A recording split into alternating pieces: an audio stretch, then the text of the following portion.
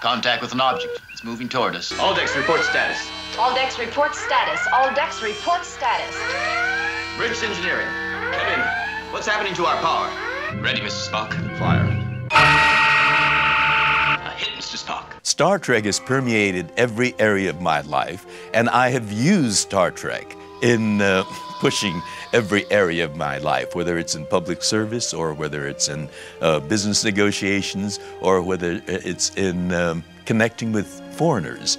I can travel throughout the world. In Brazil, I don't speak Portuguese, but Star Trek becomes a calling card and people connect, you know. I can be in a foreign country and when our eyes connect, people smile before we say anything. And despite the fact that I don't speak the language, there's that connection. So Star Trek has permeated every area of my life, and I have availed myself of that and used Star Trek. Stardate 9521.6. Captain's Log, USS Excelsior. Hikaru Sulu commanding. Where do I think Sulu is now? Well, you know, Sulu is probably the oldest captain in Starfleet. He finds being in command of his own ship a bracing experience. And he relishes the opportunity. But in many ways, you know, he got that inspiration and that energy from Captain Kirk.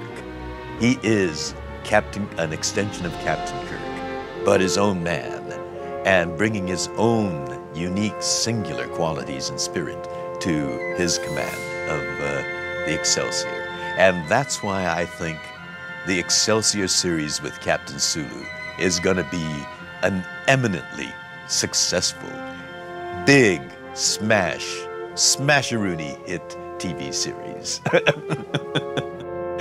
Shameless campaigning. Captain Kirk. Captain Sulu. As much to the crew of the Enterprise, I owe you my thanks. Nice to see you in action one more time, Captain Kirk. I am the chairman of the board of the Japanese American National Museum. It's a museum that tells the story of Japanese Americans in the United States. Begins with the story of the immigrants who started coming to this country in the 1880s. That's the classic American immigrant story, true of Irishmen or Polish people or Latin Americans coming to America with their hopes and dreams and ambitions and the willingness to work hard and start their families.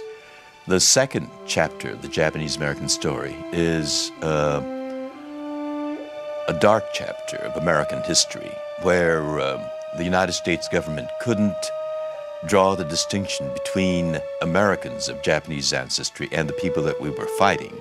And simply because we happened to look like the enemy, we were rounded up and placed in 10 barbed wire internment camps.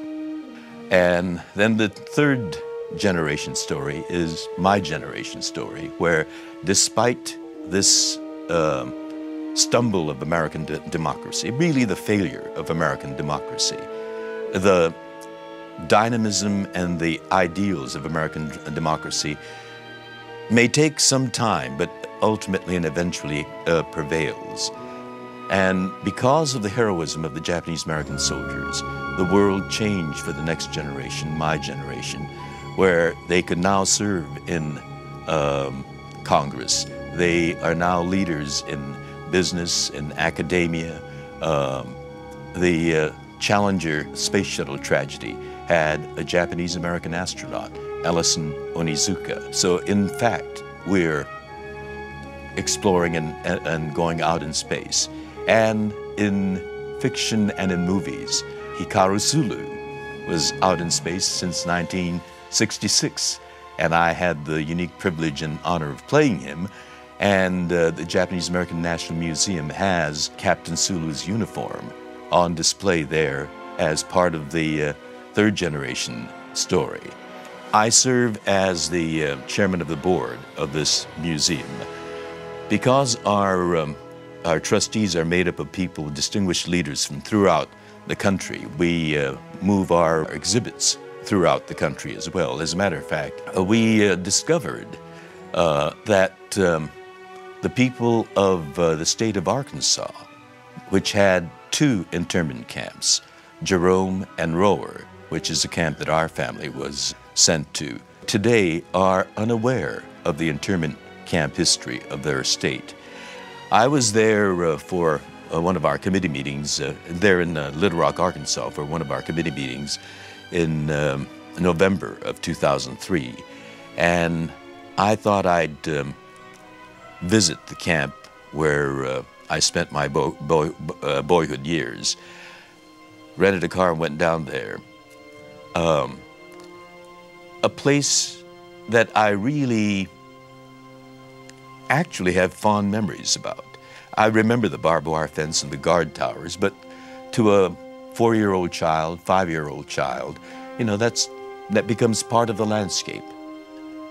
The only thing that remained from the internment camp was the cemetery. I walked around the cemetery, and what struck me were the number of markers that simply said Baby Tanaka, Baby Yamada, Baby Ito.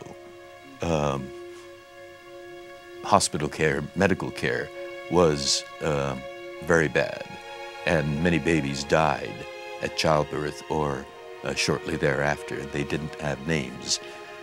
But the most prominent marker in that cemetery was a tall, concrete, crumbling monument to Japanese American soldiers in an internment camp cemetery.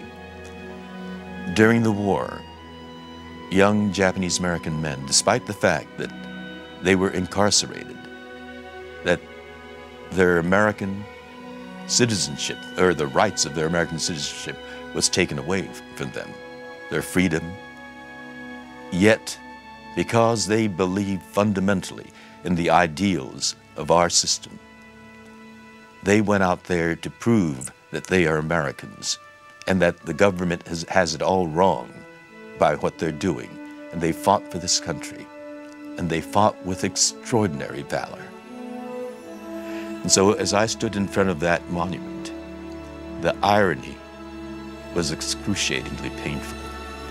And hot tears welled up into my eyes, because I owe the America that I enjoy today to these incredible, amazing people who we pay tribute to there. Because of them, I'm able to move and do the things that I can do. Because of them, I have the Americanism that I enjoy today.